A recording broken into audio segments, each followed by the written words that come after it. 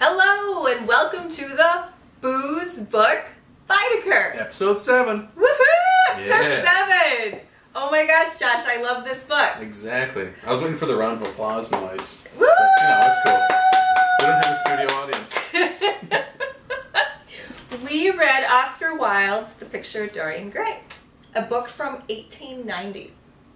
And in my humble opinion, it started off so funny. So very funny. And I've seen The Importance of Being Earnest, and I'm like, oh yeah, this is completely the same vibe as that. This is going to be hilarious the whole way through. Mm-hmm. It's not a comedy, kids. No. It's not a comedy. Well, a dark comedy, Right. perhaps. Yeah. Yeah. Yeah. It was a dark comedy. Good call, Josh. Yeah. Good call. So we'll start out with a 12-step program. It is a very concise way to summarize the book. So step 1, meet a painter who is infatuated with you and creates a portrait of you. That is step 1, kids. It's really weird if you go through with that, though. Like, someone's just really obsessed with you, like, yes, paint me so. But he didn't know he was obsessed with Well, you that's yet. okay. That's Because good. he makes that confession later. True enough. But there we go. Step 2, inadvertently sell your soul so that you don't grow old. I felt this. I did have a little sympathy with Dorian because he didn't know that he was making a deal with the devil. Yeah. It just happened. I didn't, because he just came off as a super good-looking guy, and I was like, oh. Yeah. Like, what was the... I don't know. I had a quote here. I don't know where the quote went. Oh, here's the quote. Now, you tell me if this sounds like you're making a deal with the devil. How sad it is. I shall grow old and horrible and dreadful. But this picture will remain always young. It will never be older than this particular day of June. If it were only the other way. If it were I who was always to be young, and the picture that was to grow old. For that I would give everything. Yes, there is nothing in the whole world I would not give. I would give my soul for that. Yeah. Well, maybe there was like a shooting star and Jiminy Cricket was like tap dancing on his chair. I mean, who knows? So, yeah. Well, and that's the beginning of the end, as they say. Exactly. But nobody really knew it. I didn't know it. I thought the book continued to be funny for a really long time. I just thought he was a really moody, good-looking aristocrat. Right. So that was step 2. Step 3, have a love triangle bromance with your painter's friend. Mm-hmm. So his first friend in this story is Basil. What's Basil's last name? It's like Basil Hallward. Basil Hallward. And Basil's just really fond, has this somewhat of an obsession with Dorian because he's just so good looking. I know. And he's like really protective over him. Yeah. It's weird. And do you remember the scene, I don't know if it was the end, it might have been in the end of chapter 1, where Basil just like falls down the couch as he leaves with, as Basil leaves with Sir Henry because he's just like, oh, Yeah. no, It's on his pouty face. you can't take him away from me. Draws a couple of rain clouds. Yeah. Okay, so there's the bromance thing. Step 4, meet a poor actress. This is Dorian who's meeting the poor actress. With an interesting family, fall in love, propose. So he falls in love hard with Sybil Vane. Right. Just like, boom. And Dorian has status and money, and Sybil is poor, and she's an actress, and it's not really a good match. But Dorian doesn't care, because he's in love. They should have got a Sybil union. Whoa! Worst joke I've ever said. Were you waiting for that? No, I wasn't. I thought of it just then. But what was the time period between when they met and like when they got married? It was pretty... Who got married? No one got married. Yeah. They didn't? You didn't read the book, did you? Yes, I did. No, they never got married. No. They No. just pronounced... I thought they like eloped or something. Nope, didn't happen. No. Didn't happen. But Dorian's really excited. He wants his 2 bros from his bromance to see his Sybil act, and she does it all horribly. And, yes. And it's the first time that we as an audience have seen her act, so we just this is what I assumed. Tell me what you assumed. Mm-hmm. But I assumed that she was always a bad actress and that Dorian was just kind of blinded by love. But that's not really what happened. Right. She actually was a good actress, but now that she had fallen in love, she couldn't act in love because she really knew what love was. Yeah. I mean, the impression I got is they didn't really, or Oscar Wilde didn't really say whether she was good or bad. It just described her as performing in, like, a poor, was it London theater? Yeah. So, I don't know. She could have been bad, she could have been good. No, she was bad. No, it definitely... Well, no, I know. No, it when definitely... they saw her, but right. I'm saying the description before they saw her. Oh, okay. Yes. Right. That's a good point. Yep. And then she went on to say, like, well, she used to find comfort in the character she played because it would take her away from, like, her real life or something along those lines. And now that she found Dorian, she didn't need to pretend to have, like, emotions vested in something else. She found what she wanted to put those emotions in. Is that... I mean, coming from a guy who didn't read the book, according to my co-host. You read the book. You might have skimmed a couple parts. No, I'm just kidding. So then Dorian breaks her heart after she can't act. This is step 5. Breaks that actress's heart, inadvertently caused suicide. So Dorian is really mean to her. Yeah. Like, really brutally mean to her. Yeah, this is kind of the first time we see that happen. Yes. And it's kind of the turn, like, how far is he going to go down the mean rabbit hole? He goes all the way, kids. Yes, all the way. So, yeah. And then after he says, I can't believe, I'm not in love with you anymore. Why did you do that? And then she kills herself. She does. That's a bummer. I know. And he was, like, skipping to her house, like, oh. And finds that out. And then Dorian gets upset for, like, maybe a heartbeat, right? Yes. Like, somebody comes by his house. I can't remember. Lord Henry. Is it Lord Henry? Yes. The hedonist. And Lord Henry is just mad at him for not being more upset. And then he has this great quote. If you had come in yesterday at a particular moment, about 5:30 perhaps, or 5:45, you would have found me in tears. That Dorian says that shortly after learning that Sybil killed herself. So, because he didn't know that night or that day, because he didn't go out that day. He didn't find out until the next night. Exactly. Yeah. He was moping. Yeah. So that happens, and then it gets a little Twilight Zone-y. This is where it finally gets a little weird, and the picture changes. Exactly. The picture changes because his soul has darkened. Because he was so cruel. Yes. As our picture of Dorian changes, the actual picture in the book changes. Dun, dun, dun. So, and then I'm for step 7, I said that he gets real with the new hedonism. And basically that means he's just all about pleasure, and that's all he cares about. And this is kind of from Sir Henry's influence. Yeah. Well, doesn't that come from the Yellow Book? Yeah, I didn't really catch that about the Yellow Book. So early in the book, A Picture of Dorian Gray, Lord Henry gives Dorian a book, a yellow book. Do you remember? Was it titled anything? I can't remember. I think it was just called the Yellow Book. Was it just? But then he ordered like a bunch of extra copies.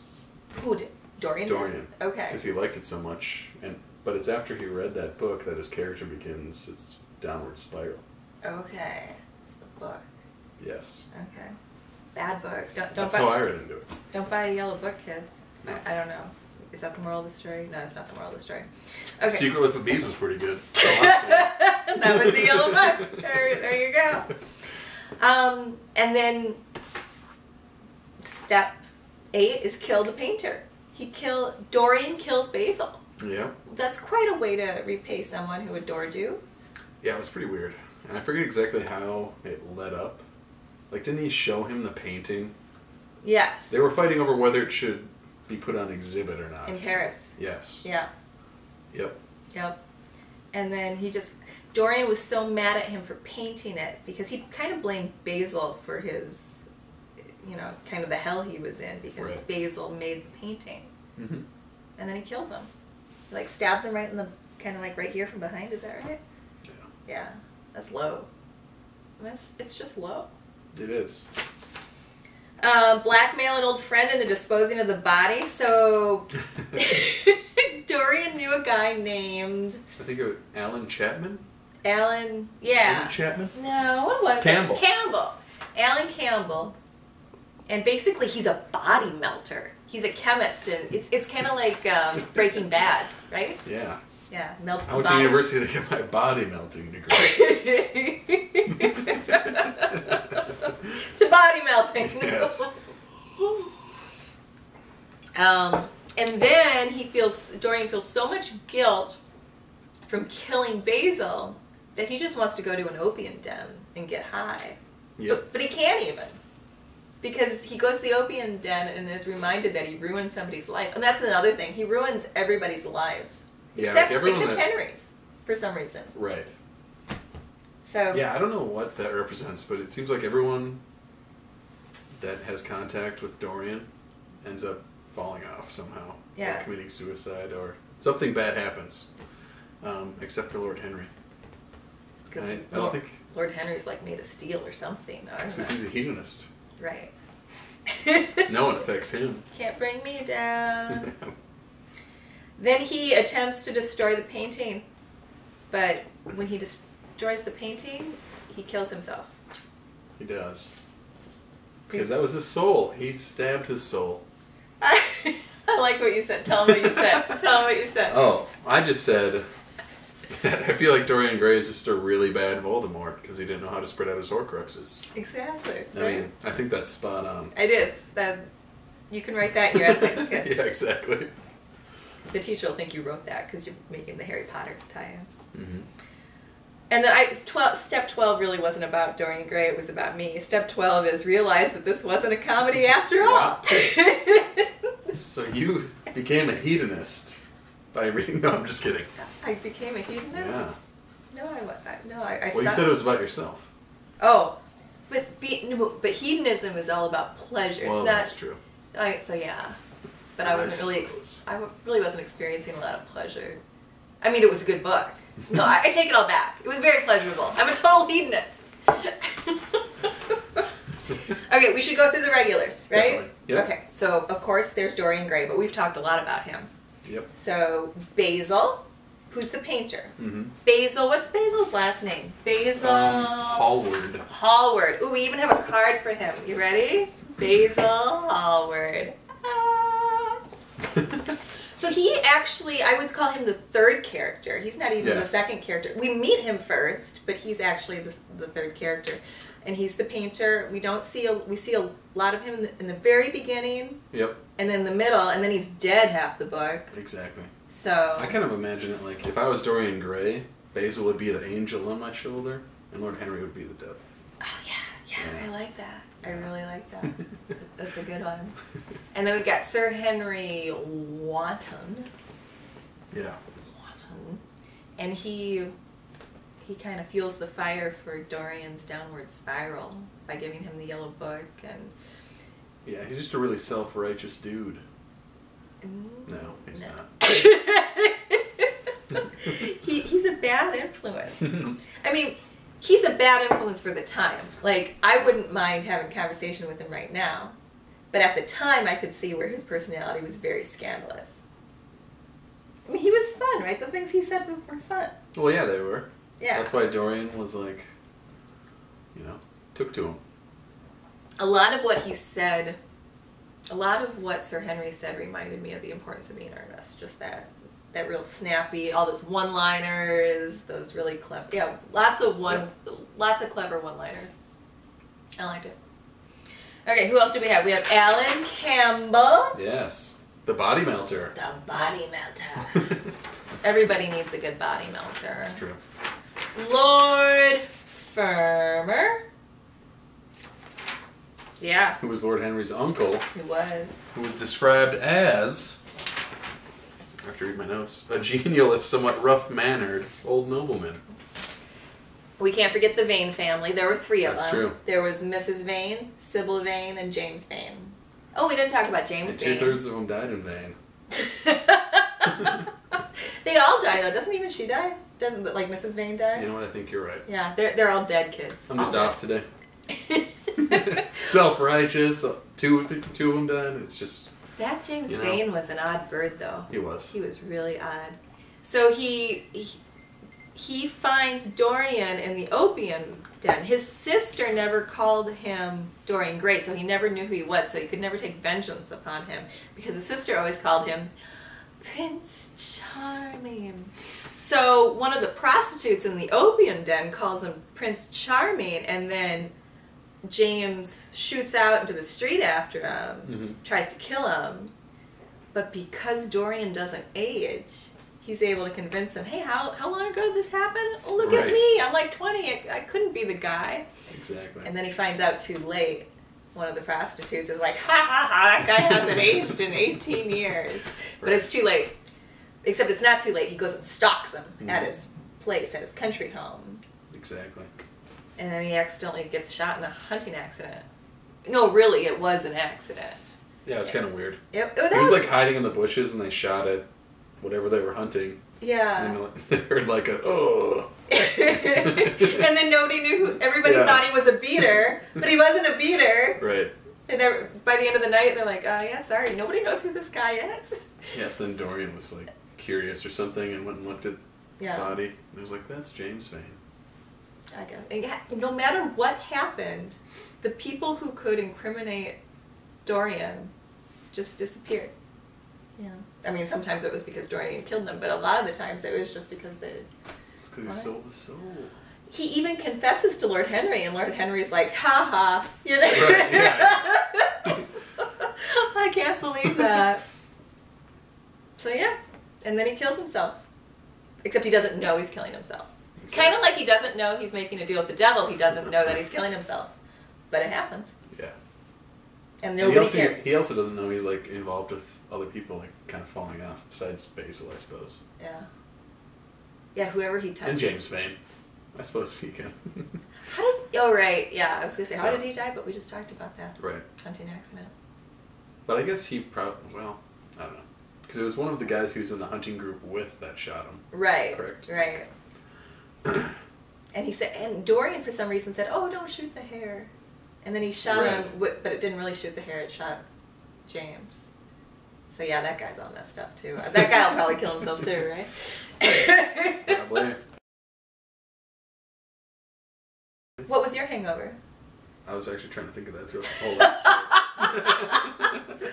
Don't get a guy to paint a picture of you. Yeah, don't do that. Also, try to find, I don't know. I don't know. I couldn't believe I hadn't known this book. I think that was kind of, it's like, man, this thing's so good. How did I not know about this book, you know? It's a really good book. I just can't believe it ended the way it did. You know, after reading so much of the beginning, and then to come to the end, it's like, wow. Yeah. It's just weird. What? Weird chain of events. Yeah. It's kind of sad, but I thought it was kind of awesome. Yeah, kind of sad. Kind of sad and really awesome. Yeah, exactly. Kind of sad and really awesome. That's my hangover. And there's brandy and soda mentioned in the book, and there's also hock and seltzer mentioned in the book. Hock is a white wine. So I'm drinking hock and soda. Is it like a specific kind of white wine, or is that just kind of it's like a German something or other. This isn't German, but we're just pretending. That's fine. I was just curious. For my own ends. And this is a segment we like to call Field Sobriety Test. Ooh. Are you ready, Josh? I get to test my knowledge, yeah. I think I am. What was your least favorite part of the book? My least favorite part of the book? Mm-hmm.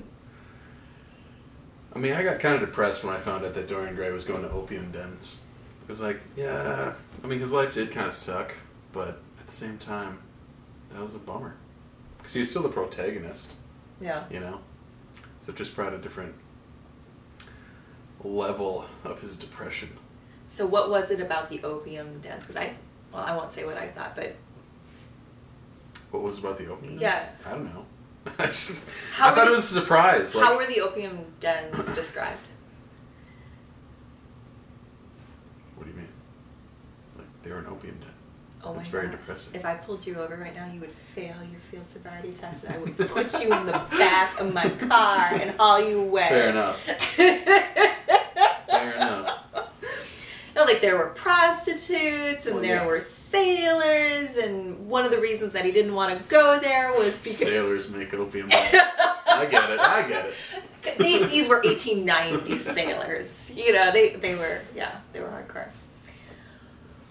And one of the reasons he wanted to go there is because he didn't want to be recognized. Like, he knew that he was doing something that was so gross and dirty, he just didn't want anybody to see him. And when he ran into someone he knew, it just ruined it for him.